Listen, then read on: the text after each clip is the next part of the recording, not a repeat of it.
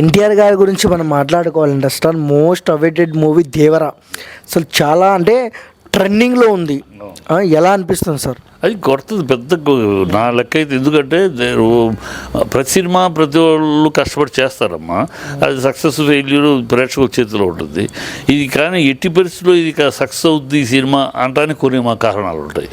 ఇక్కడ ఈ సినిమాకి పర్టికులర్గా కొరటాల శివ వరుసగా హిట్లు ఇచ్చిన తర్వాత ఒక్క సినిమా ఫ్లాప్ అయ్యేటప్పటికి అతని పాపం మోసేశారు. ఆ కసి మీద ఉన్నాడు డైరెక్టర్, ఫుల్ కసిలో ఉన్నాడు. మళ్ళీ కొడితే అది వానలో రిలీజ్ అయినా వరదలో రిలీజ్ అయినా 100 రోజుల సినిమా అన్న కసిలో తీస్తున్నాడు. అదే కసితోటి జూనియర్ ఎన్టీఆర్ చేస్తున్నాడు. జూనియర్ ఎన్టీఆర్ కూడా ఆనవాయితీని ఏదో రాజమౌళి సినిమా చేసిన తర్వాత నెక్స్ట్ సినిమా వాళ్ళ ఆడవు అనే ఒక టాక్ ఉంది కదా, దాన్ని మళ్ళీ అది కాదు, అది ఒట్టి మాట తప్పితే మూఢనమ్మకమే కాదు, నిజం కాదు అని ప్రూవ్ చేయడానికి దేవరా తను కూడా కష్టపడుతున్నాడు. ఇప్పుడు మన ఇండస్ట్రీలో ఇద్దరు హీరోలు యంగ్స్టర్స్, నెక్స్ట్ తరానికి ఇంకో 20-30 ఏళ్ళు ఇండస్ట్రీని ముందు తీసుకెళ్ళగలిగిన సత్తా ఉన్న హీరోలు లో ఒకడు జూనియర్ ఎన్టీఆర్, మరొకడు అల్లు అర్జున్. వీళ్ళిద్దరూ రేపటి 2 కళ్ళు ఇండస్ట్రీకి. ఎందుకంటే వాళ్ళు పడే తపన, సినిమా కోసం వాళ్ళు పడే తపన, ఆ క్యారెక్టర్లో లీనమై దిగిపోయి ఆ ఎమోషన్ క్యారీ చేయటం, వాళ్ళు పడే కష్టం చూస్తూ ఉంటే ఖచ్చితంగా వాళ్ళు ఫ్యూచర్, బ్రైట్ ఫ్యూచర్ చూపిస్తున్నారు ఇండస్ట్రీకి.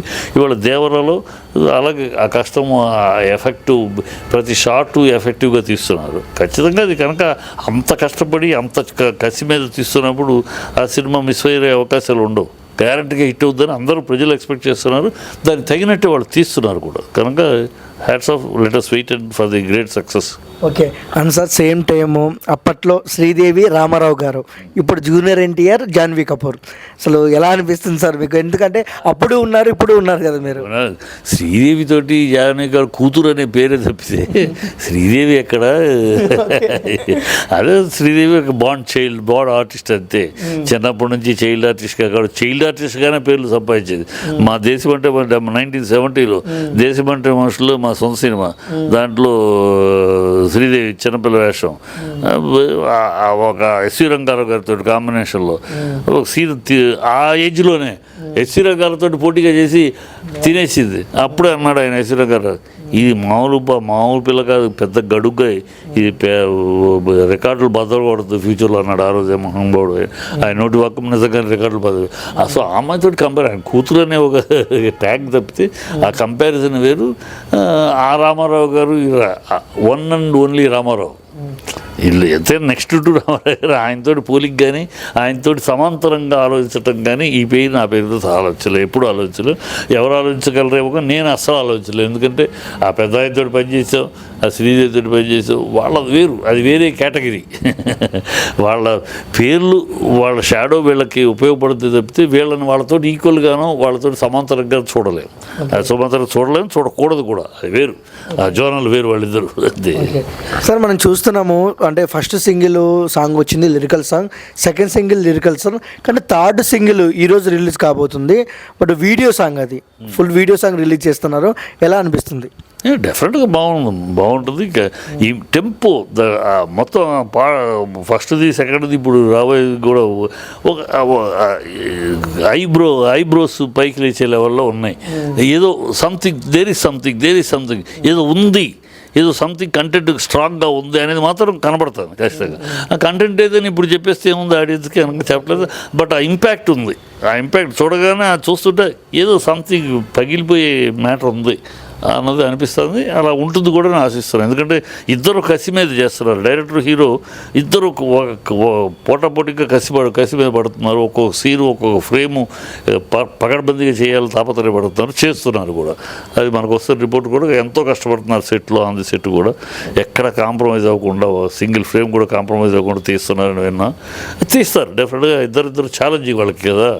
ఆ ఛాలెంజ్ ఒక మేధాశక్తి ఉన్నవాడు, కొరటాల శివ లాంటి ఒక మేధావి అన్ని హిట్లు కంటిన్యూ ఇచ్చిన ఒక ఫెయిల్ అయితే అది రీబౌన్స్ అవుతాడు. ఒక్కసారి డబుల్ ఎఫెక్ట్ తోటి పైకి లెగుస్తాడు అలాంటి మేధావులు ఎవరైనా. ఆ కోవకు చెందినవాడే కొరటాల శివ ఖచ్చితంగా రీబౌన్స్ అవుతాడు. జూనియర్ ఎన్టీఆర్ చెప్పక్కర్లేదు, ఛాలెంజింగ్గా వెళ్తున్నాడు. ఇప్పుడు నేషనల్ ఇంటర్నేషనల్కి వెళ్ళిపోతున్నాడు కనుక తన లెగసీ తను కాపాడుకోవడానికి కూడా చూస్తారు కదా. So definitely it will be a powerful matter, powerful hit కూడా అవుద్దని కోరుకున్నాను. ఓకే.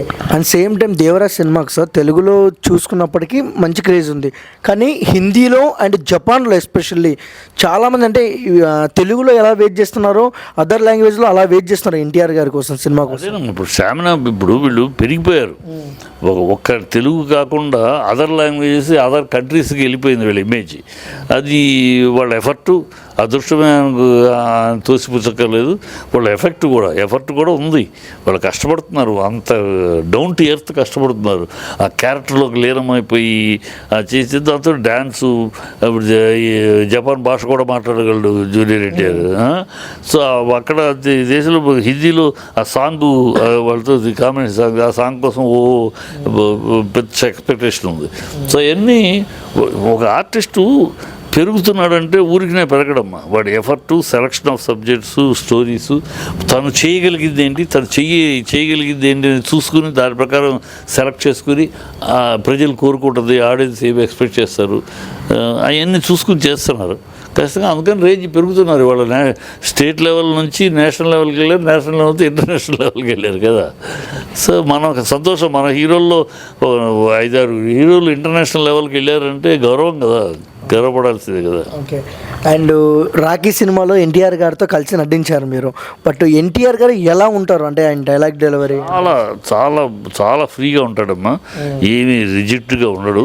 కానీ డైలాగు పర్ఫార్మెన్స్ చూసినప్పుడు క్యారెక్టర్లో కెమెరా ముందుకు వెళ్ళాడంటే ఆ మూడ్లోకి ఉంటాడు, అంతే ఆ క్యారెక్టర్ మూడ్లో ఉంటాడు. జూనియర్ ఎన్టీఆర్ కనపడ్డు, తారక్లాగా కనపడ్డు. తారక్లాగా మామూలుగా కూర్చున్నాడు, మాట్లాడుతూ ఉంటాడు, సరదాగా చాలా సరదాగా ఉంటాడు. ఏమి రిజర్వ్డ్గా చేతులు కట్టుకు కూర్చుంటూ తన పాటి దూరంగా అక్కడెక్కడ కూర్చుంటూ ఉండదు, అందరితో పాటు కూర్చుంటాడు, సరదాగా ఉంటాడు. ఆ కెమెరా ముందుకు వెళ్ళిపోయాడంటే వేరే జోన్లో కనపడతాడు, అసలు ఆ జోష్లో ఉంటాడు, ఆ మూడ్లో ఉంటాడు, మొత్తం మూడ్లోకి ఆ క్యారెక్టర్లోకి వెళ్ళిపోతాడు. అదే వాళ్ళ దగ్గర ఉన్న క్రెడిబిలిటీ. క్యారెక్టర్లోకి దూరిపోయి క్యారెక్టరే పనిచేస్తుంది, ఆ క్యారెక్టర్ ఎలా అలాగే బిహేవ్ చేస్తుంది.